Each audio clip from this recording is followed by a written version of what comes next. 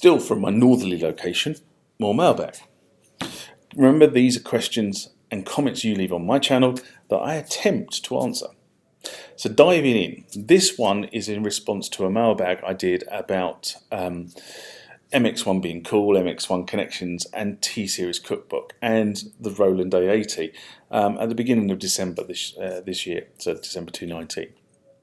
And Don Devore, a fairly well-established commenter on the channel, hi Don, writes, some other big-ass MIDI controllers that weigh in slightly less than the A80 were the Yamaha KX88, the Akai MP K88 and the Atura Keylab 88, and they are all well worth a mention in this space.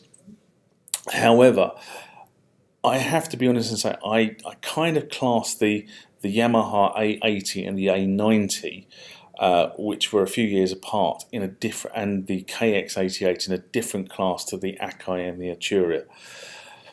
The reason I do that is because they were really designed from the ground up for at a point in time when MIDI architecture needed to be managed.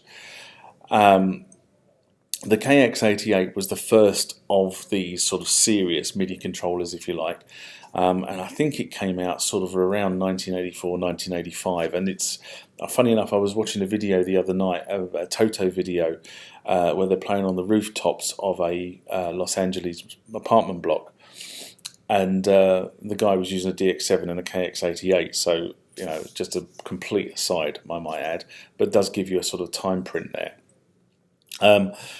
And the 88 was a fantastic controller at that point in time. It had sort of wooden keys. It did weigh a fair amount of weight in it, but it was a great controller. And then Roland introduced the A80 about 6 years later. So sort of the A80 came to market around 1990, and MIDI had moved on by that point in time, and the A80 was far more functional than the KX88. I would say the keyboard on the KX88 was probably nicer. I've only played one once, I have to be honest.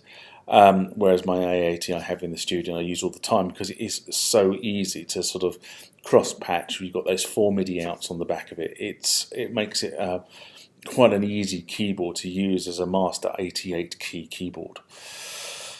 You know, I'd love to sort of kind of get my hands on a Yamaha KX88, I have to be honest, but the reality is people who own KX88s don't tend to sell them.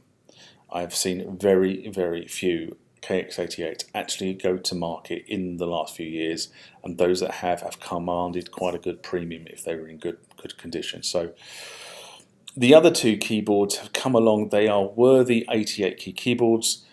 I'm not disputing that. Their form factor is immensely smaller than the A80. The A80 is an utter beast in terms of size and weight. It's 35 kilos. So when you've got something that's nearly 6 foot long and 35 kilos, that's a fairly hefty weight to lift. Whereas the Akai and the Atura are considerably less weighty. There seems to be very little guts inside them that gives them the weight that the other two master keyboards have. But good call out. They are well worthy of a mention if somebody is looking for a master keyboard for MIDI and studio work. Next one in this section comes from Bruce, another prolific commentator on the channel. And this was some time ago actually, and there were a couple of comments that sort of led to the same thing, both in response to MX1 setup, Mac Aggregation System 1 and the T1 firmware disk. And he writes, thanks for the response on the SYSEX files from floppy to archive. In 2001, I recall seeing at least 20 Korg M1 sites on the web where folks could download sound pads appropriate to the M1 and T1 use. Well, those days are kind of gone.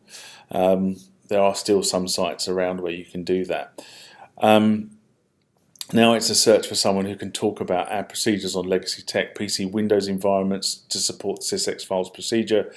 Could be 3.1, 95, 98 on a partition drive. This issue will be solved. So this was in response to a problem I was having in terms of the duplication of disks. He then goes on to write, and for handling SYSEX to a floppy in a PC Windows laptop. Are we talking Windows XP or earlier? Windows 95. This could be fun, like data and I can't pronounce this. Why can't I pronounce this? Archaeologically. So I thought I'd actually sort of like take these two comments, because although I've solved the problem and I kind of told you how I've solved the problem, I thought I haven't really explained what some of the setup looks like. So after a lot of time experimenting, what I found was the key, the machine that you're actually doing the saving and creating the images on has to be a Windows XP machine.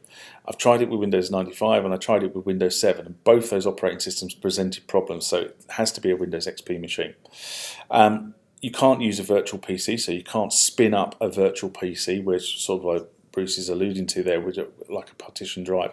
It has to be a physical PC, not running any virtualization on it, and it has to have the USB actually in the PC architecture, not plugged in as a USB port, because I've tried that as well and it doesn't read. The disk will not read properly from a USB. It sees it. The USB architecture presents the floppy drive in a different way to the internally presented floppy drive. But if you carry on and you do all the right things, you set the environment up correctly, then you can actually read a disk from one of these legacy pieces of equipment. So that's I've got disks now from the S50, the S750, the S770, the T1, the U20, the TX16W. So all these legacy formats can be read if you can just get the infrastructure right, and that's the bit that's always taken the time with this particular exercise. Quite pleased to have done it now, but it did take time. So the next one is from Alexandros Rossos, and in response to what the hell is ZEN-Core, another comment to what is the hell is ZEN-Core. Thank you for this video. I write, I think you're answering here what Roland wasn't answering so far regarding their new tech. I still wonder though how ZEN-Core engine is able, based on VCO wave sample, to modulate the wave in order to apply something like an LFO on a destination parameter and get the same result as if it was ACB or the original instrument. I believe it's easier to work on a sample with EQ filtering and FX and envelopes, but things like PWM and LFOs modulating a sample sounds are challenging, and I completely agree with you. And I have to be honest and say, up until this point, I've had very little exposure to the whole ZEN-Core architecture.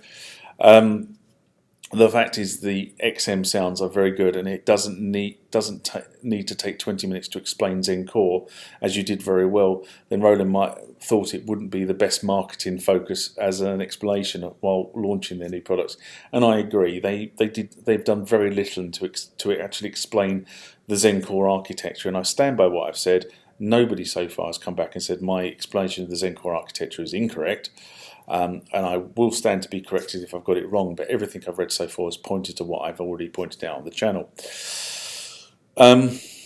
ZEN-Core itself does take a while to understand what is the difference between the ACB and the ZEN-Core, but once you understand what the difference is, then you can start making an informed decision over which way you want to jump, whether it's a System 8 or it's a Jupiter X. And you also understand the limitations of the ACB architecture over the ZEN-Core architecture.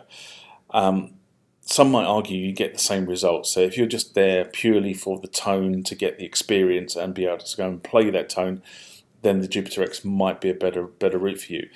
If you are a techie who loves fiddling and creating tones from scratch, then possibly the System 8 is a better architecture for you.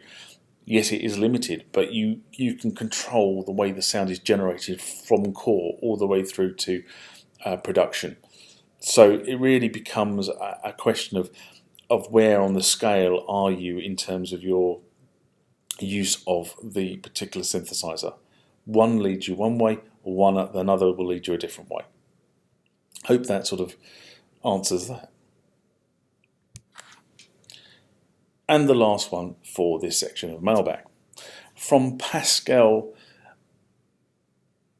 Valenstellard. Apologies, I'm the world's worst pronouncer of names. In response to the Korg T1 and what's inside the box, he writes, nice video. I repaired replacement of the switches on a Korg X5 X5D and my main keyboard, the Korg M1. I have another M1 when no sound is coming out after replacing the switches. Do you have an idea with what is going wrong? Do you have a similar video for the M1? The answer is I don't have a similar video for the M1 because to be honest, my M1 when I bought it was in very, very good nick. It hadn't been used a lot over the years. And the reason why it hadn't been used a lot is actually been put in storage because the previous owner had changed the battery and didn't know how to, in essence, get the SYSEX back onto the machine. So they just put it in storage and left it. So it's probably been sitting in storage for 10 plus years by the time I got my hands on it. So it had been very well looked after.